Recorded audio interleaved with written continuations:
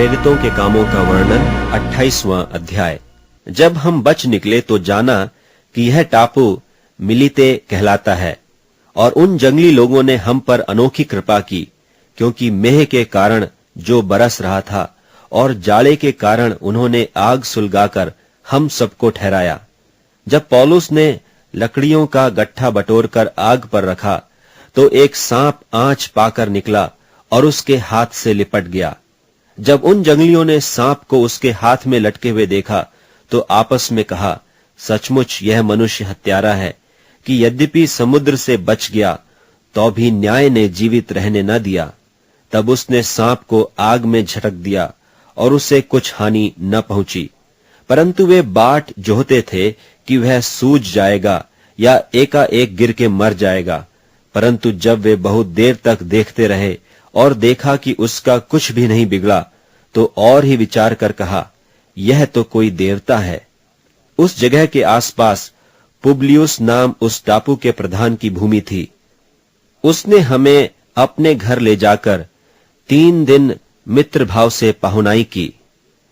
Publius का पिता ज्वर और आंव लोहू से रोगी पड़ा था, सो पौलुस ने उसके पास घर में जाकर प्रार्थना की और उस पर हाथ रखकर उसे चंगा किया।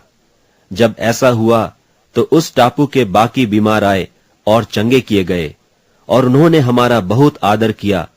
और जब हम चलने लगे तो जो कुछ हमें अवश्य था जहाज पर रख दिया। 3 महीने के बाद हम सिकंदरिया के एक जहाज पर चल निकले, जो उस टापू में जाड़े भर रहा था और जिसका चिन्ह दियोस्कुरी था। सुरकूसा में लंगर डाल करके हम 3 दिन टिके रहे। वहां से हम घूमकर रेगियुम में आए और 1 दिन के बाद दक्षिणी हवा चली। तब दूसरे दिन पुतियुली में आए। वहां हमको भाई मिले और उनके कहने से हम उनके यहां 7 दिन तक रहे और इस रीति से रोम को चले।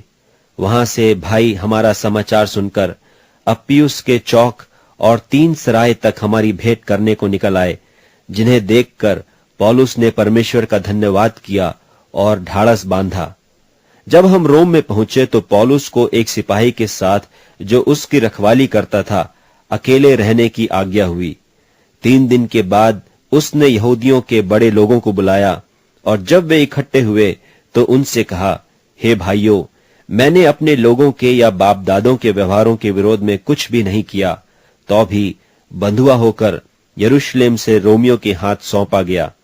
उन्होंने मुझे जांच कर छोड़ देना चाहा, क्योंकि मुझ में मृत्यु की योग्य कोई दोष न था।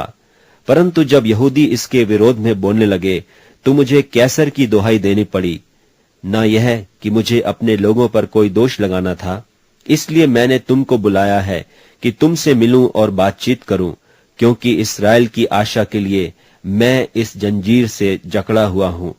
उन्होंने उससे कहा, न हमने तेरे विषय में यहूदियों से चिट्ठियां पाई और न भाइयों में से किसी ने आकर तेरे विषय में कुछ बताया और न बुरा कहा, परंतु तेरा विचार क्या है वही हम तुझसे सुनना चाहते हैं, क्योंकि हम जानते हैं कि हर जगह इस मत के विरोध में लोग बातें कहते हैं।